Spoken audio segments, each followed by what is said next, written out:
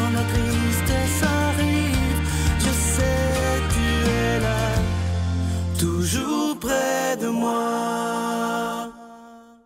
Bon jeudi, bienvenue à votre émission La Victoire de l'amour. J'espère que vous allez bien ce matin. Comme on le fait à tous les jeudis, on rejoint quelqu'un qu'on apprécie beaucoup, notre ami Simon, et l'homélie avec quelqu'un qu'on apprécie énormément. Il est un ami personnel et je m'en trouve très privilégié d'ailleurs. Il est de Paris, le bon père, Michel Marie.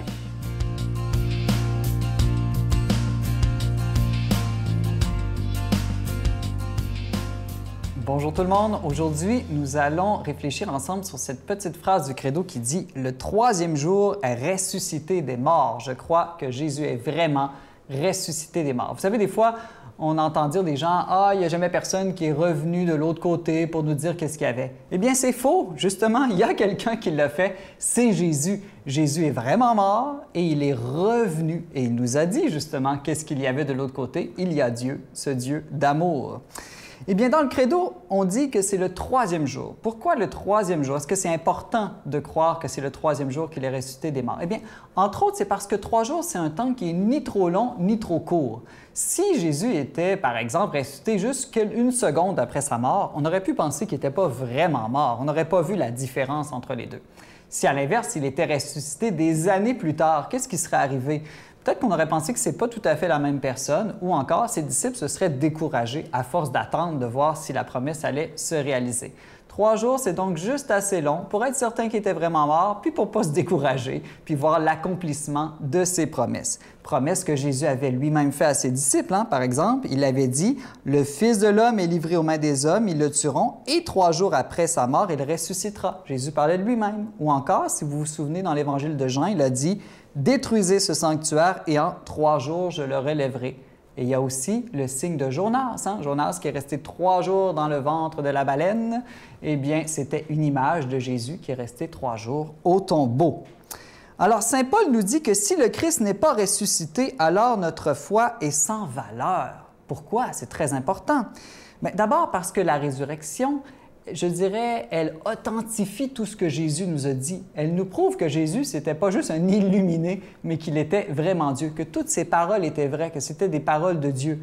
Il avait promis qu'il ressusciterait, il est ressuscité. Donc, on peut le croire aussi sur d'autres promesses, comme celle que nous aussi, nous allons ressusciter avec lui, si, comme dit saint Paul, nous mourrons avec lui. Encore une fois, saint Paul qui le dit, si nous souffrons et mourons avec lui, alors nous allons régner, vivre avec lui aussi. Et puis écoutez bien cette parole de Jésus. « Moi, je suis la résurrection et la vie. Celui qui croit en moi, même s'il meurt, vivra. Quiconque vit et croit en moi ne mourra jamais. Crois-tu cela? » Ce n'est pas moi qui vous pose la question, c'est Jésus lui-même dans l'Évangile de Jean. Crois-tu cela? En plus d'être la preuve de toute la vérité des paroles de Jésus, la résurrection, on peut dire, c'est comme le blueprint, le modèle ou la synthèse de tout le contenu de notre foi, de tout ce qu'on croit. Qu'est-ce que l'on croit? Eh bien, on croit que la lumière finit toujours par l'emporter sur les ténèbres, que l'amour est plus forte que la haine, que le bien triomphe toujours du mal, que la souffrance et la mort ne sont que des passages, des Pâques, des passages et jamais des destinations finales. On croit que la vie est plus forte que la mort n'aura jamais le dernier mot. Bref, nous croyons que le dernier mot est toujours à la vie éternelle qui n'est rien d'autre que la vie même de Dieu, vivre avec Dieu, vivre en Dieu, vivre comme Dieu. Alors réjouissez-vous, relevez la tête, nous allons, nous aussi, avec Jésus un jour, ressusciter des morts. Notre Père qui es aux cieux, que ton nom soit sanctifié, que ton règne vienne, que ta volonté soit faite sur la terre comme au ciel. Donne-nous aujourd'hui notre pain de ce jour. Pardonne-nous nos offenses comme nous pardonnons à ceux qui nous ont offensés. Ne nous laisse pas entrer en tentation, mais délivre-nous du mal, car c'est à toi qu'appartient le règne, la puissance et la gloire pour les siècles des siècles. Amen. Mon Père, je m'abandonne à toi. Fais de moi ce qu'il te plaira. Quoi que tu fasses de moi, je te remercie. Je suis prête à tout, j'accepte tout, pourvu que ta volonté se fasse en moi, en toutes les créatures. Je ne désire rien d'autre, mon Dieu. Je remets mon âme entre tes mains. Je te la donne, mon Dieu. avec tout l'amour de mon cœur, parce que je t'aime, et que ce m'est un besoin d'amour de me donner, de me remettre entre tes mains, sans mesure, avec une infinie confiance, car tu es mon Père. Je suis tellement content de vous parler de ce cadeau du mois. Ça fait des années, je vous dirais, que vous nous demandez à la Victoire de l'amour un livre de prières simple, facile à lire, en gros caractères. Alors, c'est chose faite. C'est le tout nouveau livre, il est tout chaud, de Geneviève Côté, qui s'intitule « La puissance de la prière », prier avec Geneviève. Dans ce livre-là, Geneviève nous apprend, c'est de toute beauté d'ailleurs, apprend à mieux prier. Il y a aussi des prières toutes faites. Et je vous le dis, c'est le livre de chevet par excellence. Juste avant de s'endormir, d'en lire un petit bout, lire une petite prière, et on s'endort très, très bien. Alors, je vous rappelle qu'il est écrit en gros caractères, et c'est comme toujours, c'est avec un don de 25 $. Et si vous en voulez deux, avec un don de 40 $, je vous donne l'adresse. La Victoire de l'amour, case postale 120, succursale Boucherville à Boucherville, le J4B 5E6, je vous la redonne. La Victoire de l'amour, case postale 120, succursale Boucherville à Boucherville, le J4B 5E6. Également par téléphone, par carte de crédit du lundi au vendredi de 8h30 à 16h30 dans le 514-523-4433, 523-4433 ou sans frais le 1-888-811-9291, 1-888-811-9291 et aussi sur notre site Internet. Vous savez que c'est une façon très rapide, sécuritaire et efficace de faire votre don. C'est le www.lavictoiredelamour.org.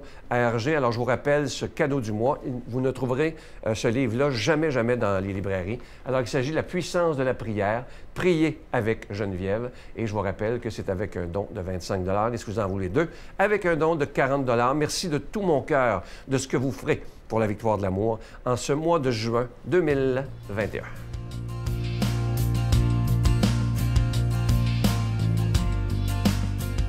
Mon Dieu, donnez-moi la sérénité d'accepter les choses que je ne peux changer, le courage de changer les choses que je peux et la sagesse d'en connaître la différence. Amen.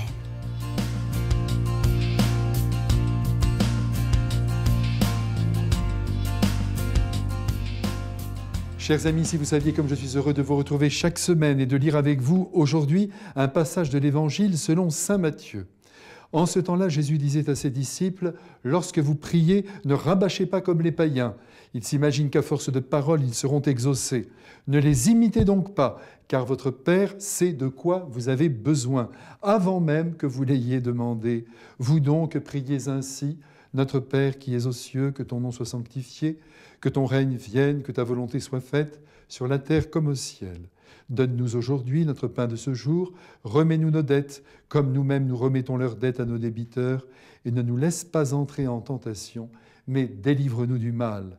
Car si vous pardonnez aux hommes leurs fautes, votre Père céleste vous pardonnera aussi.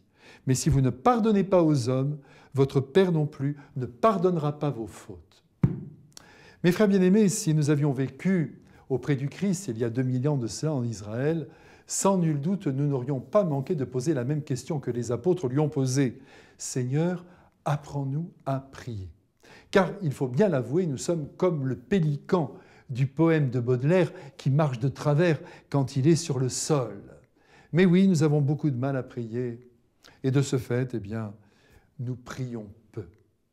Alors Jésus, comme d'habitude, répond avec amour à notre faiblesse et vient nous sauver de nos lassitudes et de nos voies sans issue, en nous donnant tout de suite un premier conseil qui regarde directement la prière de demande, et ce conseil, le voici.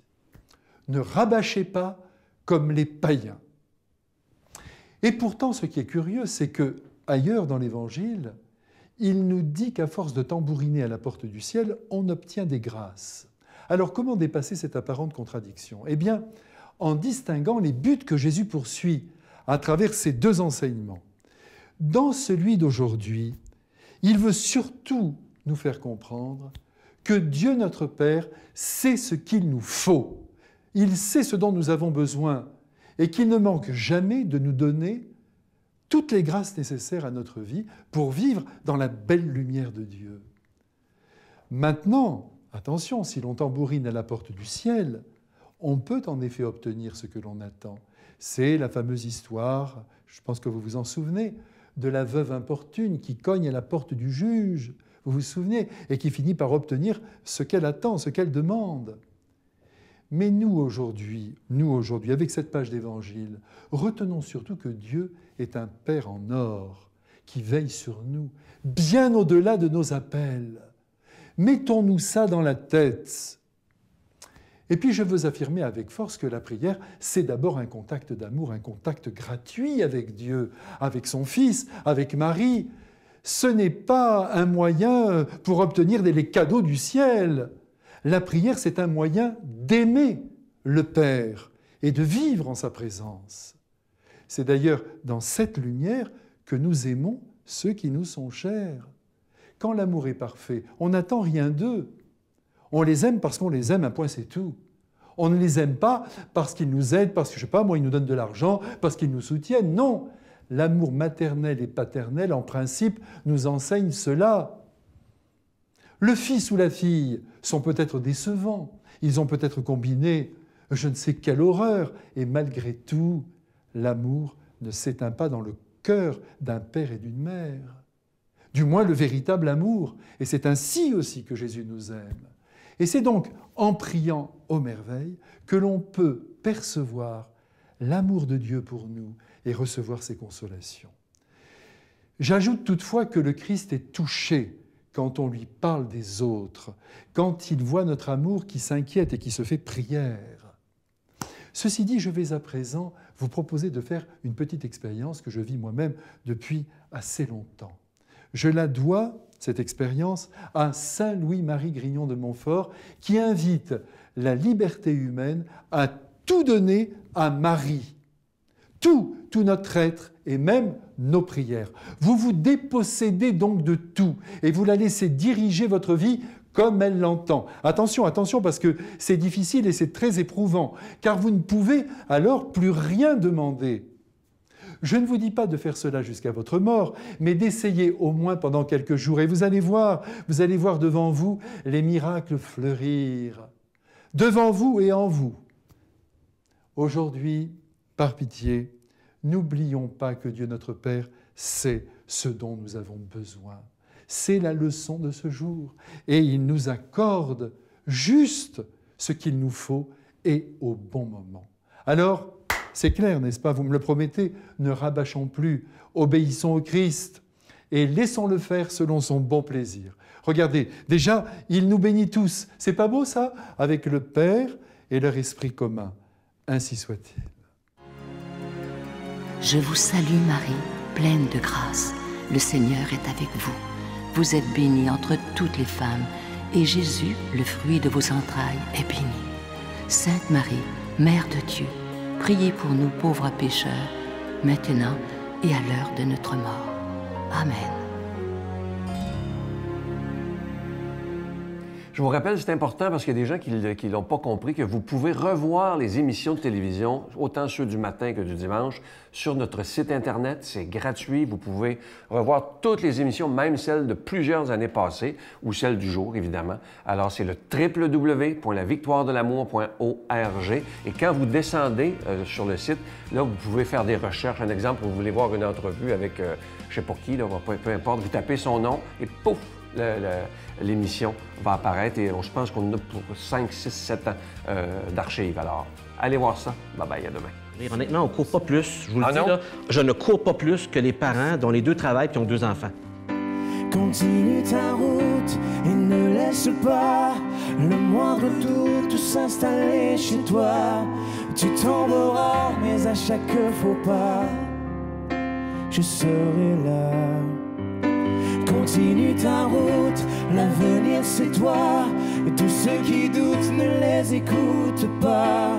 Si tu as peur et si tu perds la foi, je serai là.